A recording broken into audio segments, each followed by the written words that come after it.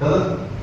కొంతమంది ఆటలాడుకుంటూ ఆ పని అట్లాగే ఒక రోజులో వచ్చిన పని 4 రోజులు చేస్తారు. అంటే నమ్మకం లేదు వ్యక్తులు.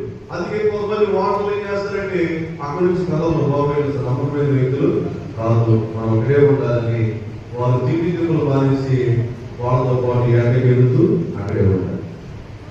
అంటే వాళ్ళు నమ్మకం లేదు, యథార్థత లేదు. గమనించండి, యేసు అలాంటి వ్యక్తి కదా. పోతీఫరు ఉన్నా పోతీఫరు లేకపోయినా, ఎవరిని పోతీఫరు చూసినా చూడకపోయినా ఆయన ఏ పని అయితే అప్పగించాడో ఆ పనిని సంపూర్ణంగా ఆయన ముగించాడు. అట్లాగే తన దాసుల పనులు కూడా చేసేవాడు ఎంతో శ్రద్ధతో బాధ్యతగా నమ్మకంగా తన యజమానుడికి లాభాన్ని కలిగించేటట్టుగా చేసేవాడు. నన్ను నమ్ముకున్న యజమానుడు నష్టపోకూడదు.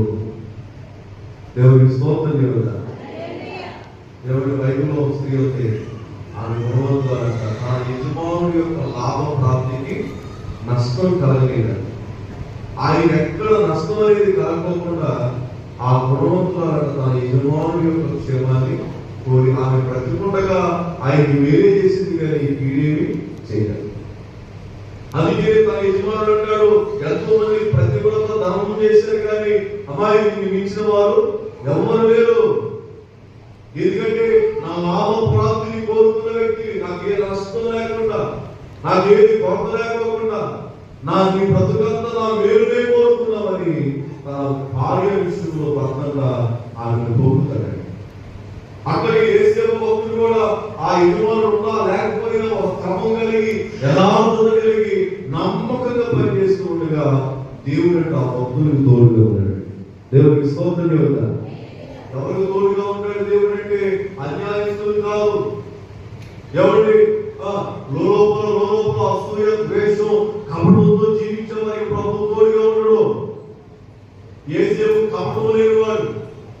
పోతీఫరు బాధపరిచాడు. పోతీఫరు ఎవరికి కఠినంగా ఒక బానిసగా మరి ఎలా చూడాలో అలాగే వస్తున్నాడు. పనులన్నీ అప్పగిస్తున్నాడు.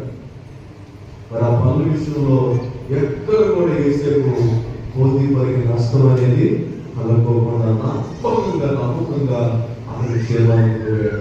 అతను బాగుండాలి, అతను అభివృద్ధి చెందాలి, అతని కలిగిన ప్రతిదీ ఆశీర్వాదకారిగా ఉండాలి అని అతను శక్తి లోపం లేకుండా ప్రయాసపడ్డాడు కాబట్టి దేవుడి యేసేపుకి తోడుగా ఉన్నాడు. దేవుడికి స్తోత్రం చెబుదాం.